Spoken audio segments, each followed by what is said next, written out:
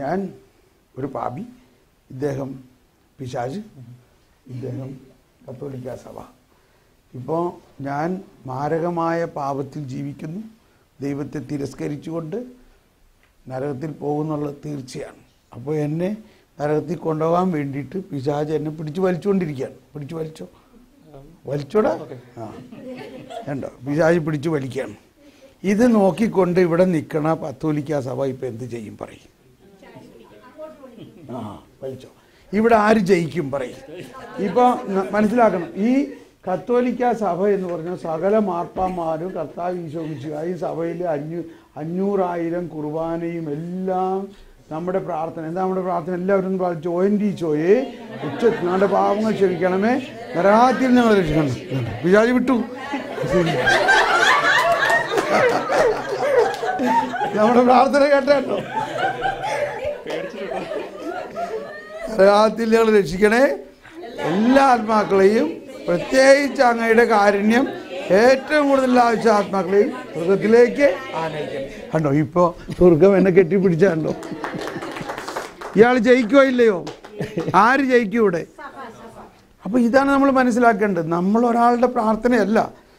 സഭ എന്ന് പറയുന്നത് 2000 വർഷത്തെ സകല രക്തസാക്ഷികളുടെയും സകല വിശുദ്ധന്മാരുടെയും, മാതാവ് ഔസേപ്പിതാവ് സകല വിശുദ്ധന്മാരും കർത്താവ് ഈശോമിശിഹായുടെയും ഈ സഭയുടെ സകല സമ്പത്തും ഒന്ന് പിടിച്ചോ എനിക്ക് അവൈലബിളാണ്. എനിക്ക് വേണ്ടി വാദിക്കുകയാണ്, എന്നെ പിടിച്ച് വലിച്ചുകൊണ്ടിരിക്കുകയാണ്. അപ്പോൾ ഈ പിശാചിനെ വല്ലതും ചെയ്യാൻ പറ്റുമോ? ഇപ്പം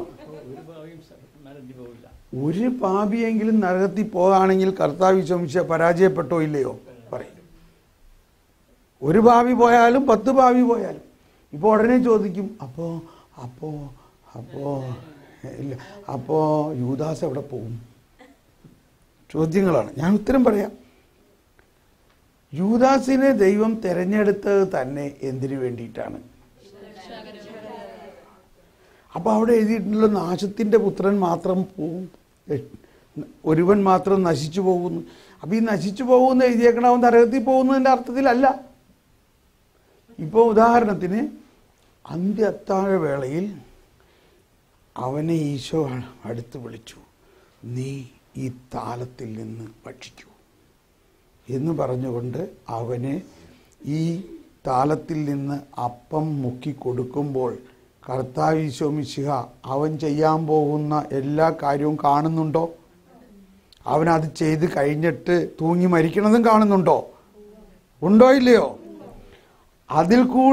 അതിനുകൂടി വേണ്ടിയുള്ള രക്ഷയ്ക്കാണ് അവൻ അപ്പം കൊടുത്തത്. എന്നിട്ട് അവനോട് പറഞ്ഞു, ഇനി നീ ചെയ്യാനുള്ളത് ചെയ്യുക. അപ്പോഴാണ് പിശാച് അവനിൽ കയറുന്നത്. കർത്താവ് അനുവദിച്ചത് കൊണ്ടാണ് പിശാച് അതിൽ കയറുന്നത്. അവിടെ ഡെലിവറൻസ് പ്രയർ നടത്തി പിശാചിനെ ഒഴിവാക്കായിരുന്നില്ലേ? പറയും,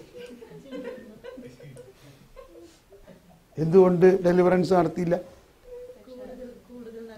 പിശാചിന് അവിടെ റോളുണ്ട്. ചില കാര്യങ്ങൾ പിശാചിനെ കൊണ്ട് ചെയ്യിക്കാൻ പറ്റുള്ളൂ. ആണോ അല്ലയോ? പറയും.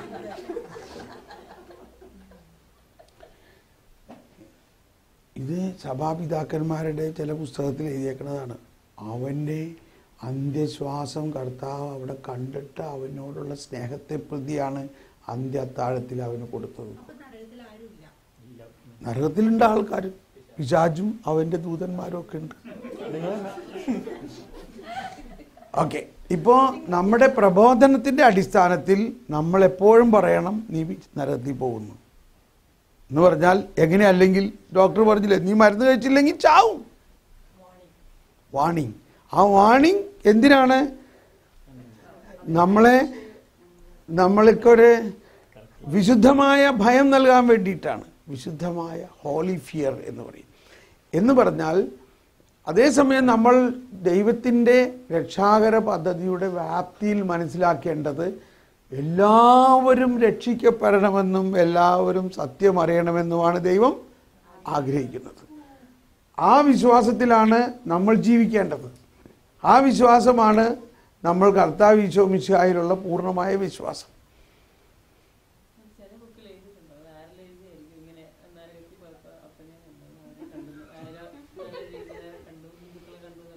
അതെ, അങ്ങനെയൊക്കെ എഴുതുന്നത് വായിക്കുമ്പോൾ ശ്രദ്ധിക്കണം. അപ്പോൾ എന്ത് അടിസ്ഥാനത്തിലാണ് അവർ എഴുതിയത്?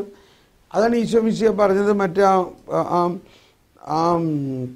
ലാസർ ധനവാന്റെ കാര്യത്തിൽ ധനവാൻ പറഞ്ഞില്ലേ, അവിടെ നിന്ന് ഒരാളെ അയക്കാൻ പറഞ്ഞപ്പോൾ ഈശോ എന്താ പറഞ്ഞത്?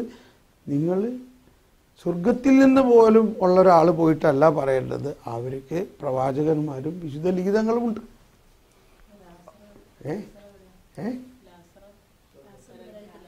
അതൊരു ഉപമയാണെന്ന് കൂടി മനസ്സിലാക്കണം, നടന്ന സംഭവം അല്ലാതെ. അതാണ് എൻ്റെ വേറെ രസം. അതൊരു ഉപമയാണ്. അതാണ്. അപ്പം ലാസർ അപ്പം ധനവാൻ നരകത്തിൽ പോയെന്ന് ചോദിച്ചു. നമ്മൾ അതൊരു ഉപമയാണ്. അതാണ് ഈ ചിലത് നമ്മൾ വായിക്കുമ്പോൾ, ഉപമകൾ വായിക്കുമ്പോൾ വേറൊന്നും മനസ്സിലാക്കണം, ഇത് ആരോട് പറഞ്ഞ ഉപമയാണ്. ഇപ്പോൾ ആ കാണാതെ പോയ ആടിൻ്റെയും ധൂർത്തപുത്രൻ്റെയും ഉപമ ഈശോ ഫരിസേയരോട് പറഞ്ഞ ഉപമയാണത്. അത് മനസ്സിലാക്കിയാൽ ഉപമയുടെ വായിക്കാൻ. ഓക്കെ, നമുക്ക് ഇനി അന്ത്യവിധിയിലേക്ക് പോകാം കേട്ടോ.